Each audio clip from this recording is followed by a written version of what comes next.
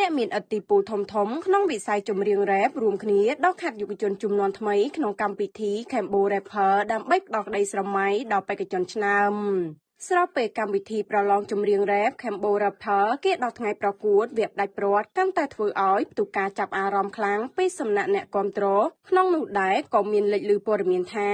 អ្នកមានឥទ្ធិពលធំក្នុងវិស័យចម្រៀងរ៉េបបានចូលរួមជាមួយផលិតកម្ម Galaxy ដែលជាអ្នកផ្ដួចដើមបង្កើតកម្មវិធីប្រឡងចម្រៀងរ៉េបលំដាប់អន្តរជាតិនេះពីមួយសប្តាហ៍ទៅមួយសប្តាហ៍កម្មវិធីប្រឡងចម្រៀងរ៉េប Cambo Rapper កាន់ទាញការចាប់អារម្មណ៍ខ្លាំងពីសំណាក់អ្នកទស្សនាដោយសារបេក្ខជនក្នុងក្រុមនីមួយពោពេញដោយសមត្ថភាពដែលធ្វើឲ្យគណៈកម្មការពិបាកក្នុងការជ្រើសរើសជាក់ស្ដែងនៅក្នុងសប្តាហ៍ទី2ក្នុងវគ្គ United នេះមានបេក្ខជនឆ្នើមជាច្រើនដែលបានចាប់ដៃគ្នាធ្វើបទចម្រៀងជាក្រុមដើម្បីប្រកួតប្រជែង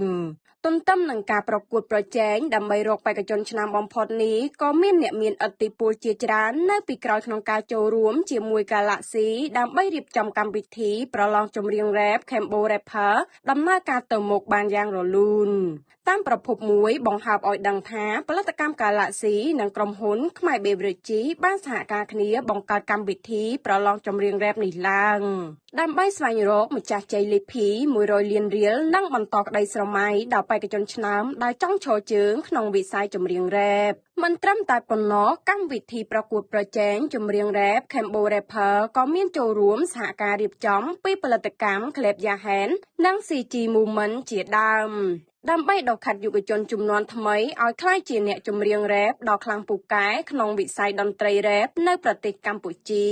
ឈានដល់សប្តាហ៍ទី2ក្នុងវគ្គ United បេក្ខជនឆ្នើមជាច្រើនពោពេញដោយសមត្ថភាពដែលធ្វើឲ្យគណៈកម្មការពិបាកក្នុងការជ្រើសរើសអ្នកខ្លាំងលើខ្លាំងនិងមានទេពកោសល្យលើគេទើបអាចបន្តក្តីស្រមៃក្លាយជាម្ចាស់ជ័យលាភីបានកុំភ្លេចចូលរួមទស្សនាកម្មវិធីប្រឡងចម្រៀង Cambo Rapper ដែលមានការចាក់ផ្សាយនៅលើស្ថានទូរទស្សន៍ CTN ដើម្បីផ្ដល់កម្លាំងចិត្តដល់បេក្ខជនទាំងអស់